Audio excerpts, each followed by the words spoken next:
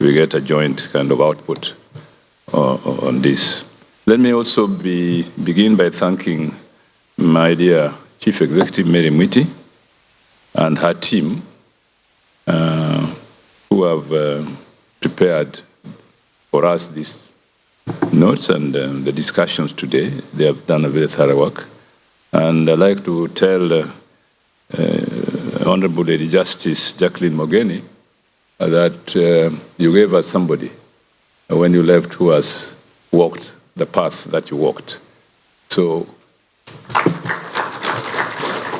thank you very much for cloning yourself as you are departing.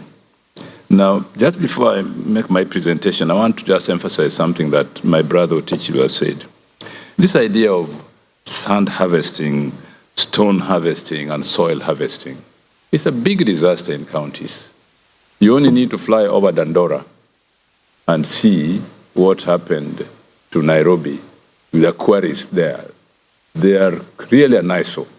And this is all happening all over Kenya. I think we should work together to have a law about sand harvesting, soil harvesting, stone harvesting, so that even if it goes on, the person who harvests has the responsibility to restore the environment. At least, if we must have stones to be used for construction, you must restore the environment as you found it, not leave gaping canyons and holes on land, which become very dangerous. So thank you very much, Wilbur, for bringing that issue out. In Kisumu County, we are really grappling with it.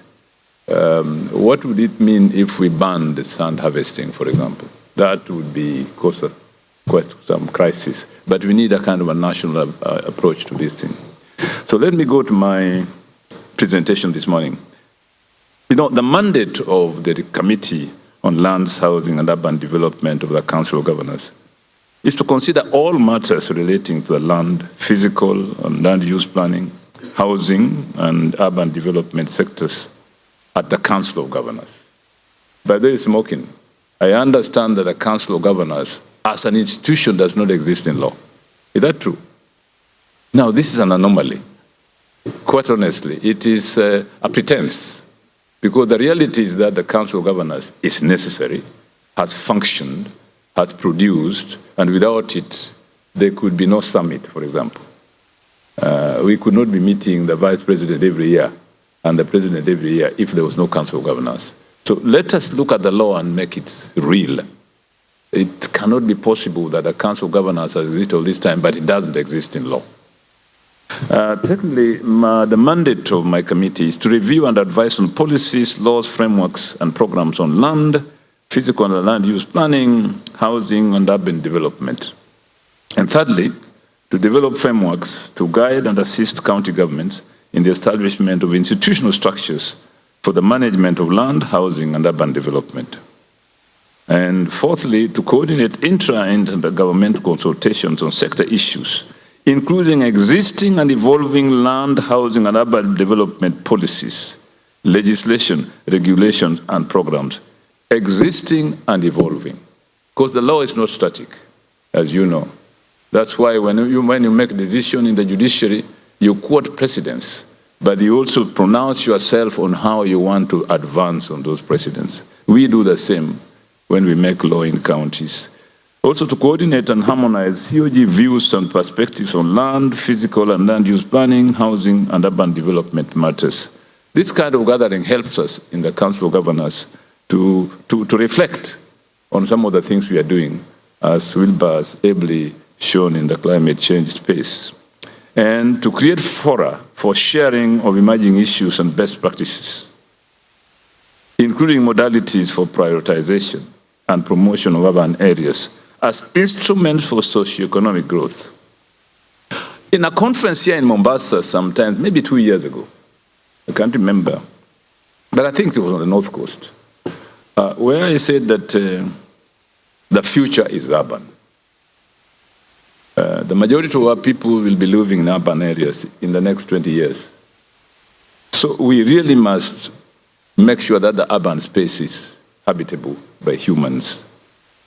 Further, to provide a platform to share ideas on how the lessons from the past land physical and land use planning, housing and urban development challenges can inform future proactive land, physical and land use planning, housing and urban development strategies and solutions.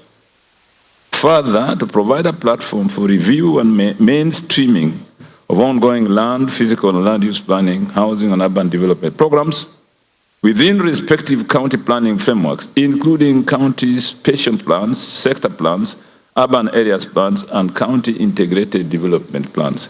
This is where my brother Otichilo has been very useful.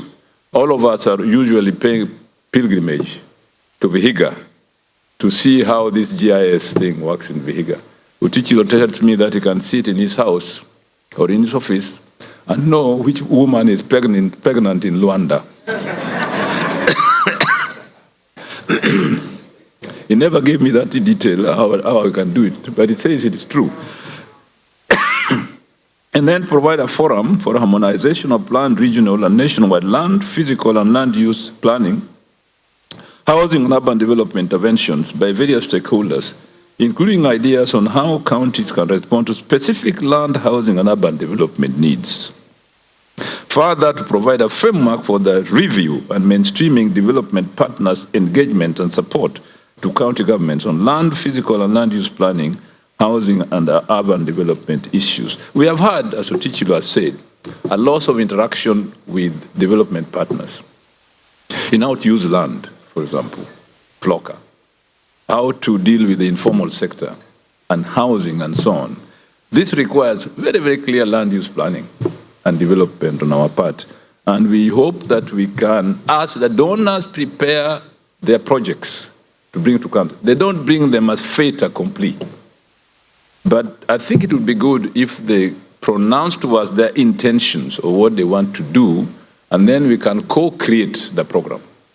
Sometimes problems like FLOCA come already packaged, and there are certain parameters of those programs that sometimes we find difficult. I think we should encourage a co-creation of programs before we even talk of funding, because to dangle funding as an attraction to enter programs sometimes is counterproductive. Lands and physical planning. Establish physical and land use planning committees. These are quasi-judicial committees to address land use planning disputes before appeal to an environmental land court if need be. Thank you very much, my sister, for giving me this water. I've been having a cold, actually. And then prepare physical and land use plans. This is to ensure orderly development of guide the courts on land uses. And finally, to establish valuation courts to hear and determine disputes related to property rating and valuation. This we do together with the judiciary. And I think these valuation courts are extremely important. For example, we had already established a valuation role, and then people went to court to challenge it. So you can't use it. You don't know how long you're going to take in court, ordinary courts, to hear this case. It can take years. But I think the valuation courts help us to speed up the process, make it shorter, so that whereas the citizens have the freedom to challenge a valuation role, and by the way, let me give you a secret. The people who are quick to go to court to challenge valuation roles are the big property owners in our cities. The ordinary person with a quarter of an acre, half an acre, and so on, a little house in Shaurimoyo, will not go to court. But the fellow who owns 4 plots in Milimani, when the valuation role comes out, and usually, I'm sorry to say, they are lawyers, they are the first people to take you to court. And in Kisumu, we cannot use our valuation role because of a series of cases in court. But we hope the valuation court will speed up this process. Initiated registration of community land. This is critical in reducing disputes related to physical planning. Establishment of alternative justice structures for land-related issues. For example, in Kajiado, Nakuru, and Mandela, and other counties, to enhance land and natural resources-related disputes before the Environmental Land Court. We We have developed critical infrastructure to support affordable housing, including roads, markets, fire fighting stations. These are very important. Every town or every city, as a matter of principle, must have a firefighting station, however small, because fire can occur at any time, and this costs money. And I think in urban planning, we should enshrine it in our plans, the need to provide for these facilities. Housing, including roads, markets, and firefighting stations. Now, we need, Wilbur, to have a model, really, in this day and age, of what a smart city should look like. Especially given what you have said, GIS and so on, this relates to the concept of smart cities. Smart cities, as the name indicates, are the cities that will provide a habitation, but also efficiency and economic use of space by the people. We have established county, rural, and urban affordable and housing committees in line with the Affordable Housing Act of 2024. They have also designated land and affordable housing through the land use plan. We have also established cities and municipal boards in line with Urban Areas and Cities Act of 2011. 5 major urban areas, Nairobi, Mombasa, Kisumu, Nakuru, and Eldoret, have prepared urban resilience strategies currently under implementation. And all the 49 municipalities are implementing Kenya Urban Support Program. Smalls shall prepare climate risk profiles, which shall inform the integrated development plans. In other words, the Urban Areas Cities Act demands or expects or prescribes that we have municipalities where the population and economic activities are of a certain size or importance, so that the evolution can go to the grassroots. It's not just enough to have village councils in rural areas, but also in our markets, which are quasi-urban, that we begin creating municipalities. And counties have responded very well by doing this, or having municipalities, which can also help us in climate risk, providing climate risk profiles in our counties. All infrastructure investment in the 79 municipalities are implementing Kenya Urban Support Program will prepare designs that are climate resilient. In other words, climate resilience goes hand in hand with urban resilience strategies, and the two policies must go together. There are certain emerging issues, however, and I want to mention but a few. Land laws that are not aligned to the Constitution of Kenya 2010, e.g. Land Control Act, Valuation for Rating Act, Way Leaves Act, Survey Act, and so on. These, in our perspective, are not really aligned to the Constitution of the Republic of Kenya 2010. I think this is something that we should review together with my friend, Judiciary Academy, so that we in the Council of Governors and yourselves can help in fast-tracking the revision and review of these laws. Secondly, the post-2010 Constitution laws that are provisions that claw back on devolution. For example, the Physical and Land Use Planning Act for 2019.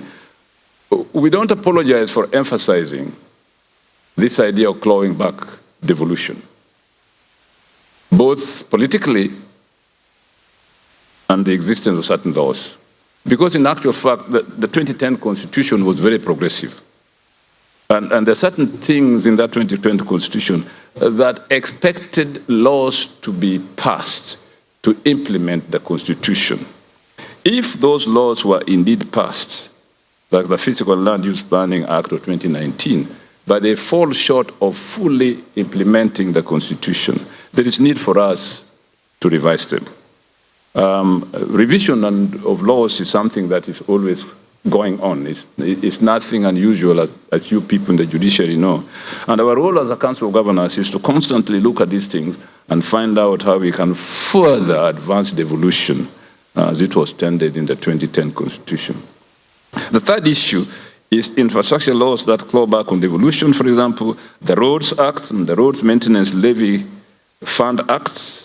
National agencies established under these acts continue to perform county functions. I'll give you two. The Urban Roads Authority the Rural Roads Authority. They are unnecessary, really, given that what that's intended to do are done by counties. And they're a waste of resources. They also create unnecessary duplication on resources allocated to roads in the counties. For example, there's a body called National Government CDF, which recently was given a huge sum of money to do roads. Now, CDF, as its name suggests, is a national government institution, although implemented by MPs. Now, if you take some money and give national government, CDF, and then take some money and give to Rural Roads Authority, you take some money and give to Urban Roads Authority, what money is going to be left behind to give to counties to build roads, especially in a government that is already crying that they don't have enough resources? The way to use those resources rationally is to make sure that you thin down on the duplication of functions, which then make you use much more resources doing the same thing. I think the issue is very clear. And we in the Council of Governors have said this over and over again, and we think reason will prevail. Of course, when reason don't prevail, then you get people going to the streets. Smoking now, I think I'm too old to go to the streets. My grandchildren and children are on the streets. But we in the Council of Governors prefer dialogue and reasoning in changing laws rather than that direction. But I think it is important because we are all serving the nation, and we want to serve the nation effectively, productively, and rationally. And I hope that as we mention these things, you in the Academy will also discuss them and see to what extent the amendment of these laws can make both the national and the county governments work effectively and efficiently. Fifthly, engagement of the Environment and Land Court directly bypassing established dispute resolution structure. For example, the physical and land use liaison committees and the alternative dispute resolution structures. What we are saying is that rather than go straight to the Environment and Land Court, giving that court unnecessary problems and work, that can be done by the alternative dispute resolution structures. That's why they were established. I think we should encourage that by talking about